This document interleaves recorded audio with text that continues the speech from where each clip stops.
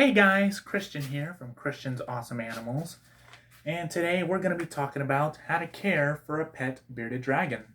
So before I get into the video, allow me to give you a tour of her enclosure today. So this is just a quick tour of the enclosure. So here we have the hot side, and here's the cool side of the tank. So right here we have a hammock. It's a seagrass. And right here I have like a little rock thing so she can climb up here and then bask under the heat lamp.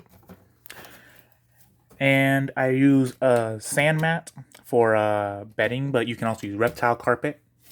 And that's her food bowl. And then she has this log right here where she can just bask in the cool side underneath her UVB light. And this rock here is just to give her a little oomph to get on. We have a nice desert background going on in the back. And of course this here is just for decoration. And she threw her food everywhere. Lovely. Just lovely. So let's talk about bearded dragon care, because I do sometimes get asked, how do you take care of a bearded dragon? First off, let's go over housing real quick. Oh, actually no, let's go over diet first. So for diet, bearded dragons are omnivores. So how you feed them is going to depend what age you get them. If they're a baby, which is under 8 months, then you're going to need to feed about 70 to 80% insects, and then the rest being greens and vegetables and fruits. And then once they become 8 months or older, then you can kind of gradually switch them to about 70 to 80% greens and veggies, and then the rest is insects. So you actually kind of switch the diet as they get older. What I personally feed, I feed crickets, I feed superworms, and as a treat, I give her hornworms and waxworms. And for greens, I often do either arugula, bok choy, or collard greens or mustard greens. And I also do turnip greens as well. It really just depends on what your bearded dragon likes. And up next, we're going to talk about housing. So for a juvenile bearded dragon, 20-gallon is okay to start with. However, once they become adult size, once they become near adult size, you're going to want them in a 40-gallon or possibly even larger terrarium. Never use loose substrate, so stay away from sand, eco-earth, because you can run into the risk of impaction. So always stick to reptile carpet. That is the safest way to go. And make sure, as you see in her tank, make sure they do have things to climb on so that they can bask or just relax on the cool side. And what else? So up next, we're going to talk about the light fixtures. So you want the temperatures in the hot side of the tank to be 90 to 100 degrees Fahrenheit. And you kind of want the cool side to be in the 70s, early 80s, no hotter than that. Mid 70s, you're golden. This is because, being cold-blooded, they do rely on their environment in order to warm up and cool down. So you are going to have to provide them with heat, but you're also going to have to give them the option to get away from that heat if they need to cool down. If your house stays relatively cold, like let's say you keep your air conditioner at about 70 degrees, which here in Florida we often do, I do recommend maybe getting a higher wattage, so maybe go for a 100 watt. However, if your house is typically warm, like say mid 70s, early 80s, then you can maybe go for a 90 watt lamp in order to keep the temperatures where they need to be. Make sure you also do have thermometers meant for reptiles so you can monitor these temperatures in the environment. And also, reptiles cannot digest food without heat.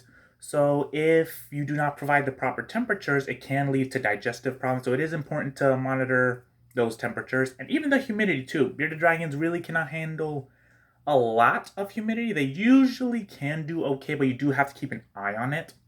What some reptile people recommend if you live in a humid environment is put a bag of rice inside the enclosure to absorb the moisture in there. And usually it actually helps. Sometimes I do have to put 2 bags in there, only because of how big her tank is and how humid it is in Florida. But for me, it usually works. Other reptile people say it doesn't work, so try it out, experiment with it. It might not work for yours, might work for yours. It works for me, might not work for someone else. It just depends on your individual animal. And very, very important, always, always, always have a UVB bulb. You want to come my hand? Okay, you can on my hand. Always, always, always have a UVB bulb because bearded dragons need UVB in order to absorb calcium. So if you do not provide that, they can lead to calcium deficiencies, metabolic bone disease. So always make sure you do have a UVB bulb. And keep in mind that the UVB in the bulb can often run out after 6 months. So even if the light is still on and you had it for a year, there is no UVB being spewed out out of the light. So it is recommended that you do change it out at least every 6 months just so your reptile is always getting UVB. Next up, let's talk about shedding really quick before we kind of wrap this up with about bearded dragons in general. So if you notice your bearded dragon is going into a shed, like you notice, well, Bindi's not shedding right now, but you'll typically notice they'll get a bit paler. Don't pull it off. Don't do anything like that. If it's ready to come off, it will come off. What we do recommend is give them a bath for about 10 to 15 minutes to help kind of loosen up that skin. And when you see that they're scratching up against things in their environment, that is time for that shed to come off. Usually they're pretty good with taking the shed off, but sometimes if the shed is stuck on their toes or their tail and it is actually ready to come off, there really is no harm in helping gently pull it off. But do not pull it off until you see it's actually ready to come off. Bearded dragons really do make amazing pets. They are known for being incredibly docile. They are very personable, and they do take to handling very well as long as you do handle them every day. Sometimes you might get a skittish bearded dragon. Just be persistent, hold it every day. It will calm down eventually. Bindi here used to not let me handle her at all. She would run away whenever I put my hand near her. And now I can open my hand in the tank and she'll actually go on it.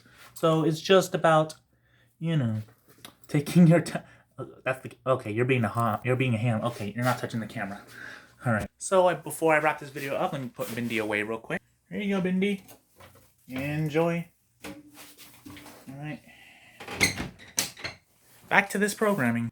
So before I wrap this video up, let me tell you a little bit about bearded dragons. So for those of you that may not know, bearded dragons are actually native to the deserts of Australia. They are not actually always out in the sun. I believe that they will come out to the sun to bask, but they don't just inhabit the sun all day. They will actually spend a lot of their time in shaded areas. So it is important that you do provide that area for them to get away from the hot side of the tank if they need to cool down. Bearded dragons, believe it or not, there's different types of deserts.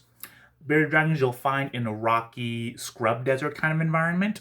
So that is why loose substrate isn't necessarily recommended. And also, bearded dragons typically can get up to anywhere between 18 to 24 inches long. Bearded dragons, did you know, are actually also related to iguanas. And also, there are different species of bearded dragons. The one you typically see in the pet trade is the central bearded dragon. However, there are other bearded dragon species such as the eastern bearded dragon, which is known for its black coloring and yellow mouth. And there's the Rankin's dragon, known for its very small size. They also do have a third eye on the top of their head. Actually, let me show you. So hopefully, if Bindi will let me show you. So you might notice there is just a little dot on the top of her head. That is called the parietal eye. And what that is, it's going to detect shadows above them. So if there's a bird nearby, they're going to run off. All right, ladies and gentlemen. So thank you guys for watching. If you guys enjoyed this video, please give it a thumbs up. Comment below any questions. I'll be in the comment section answering any questions you guys have about bearded dragons. And also stick around because I do make videos every Monday. So definitely subscribe to the channel as well as follow us on Instagram and check out our Facebook page.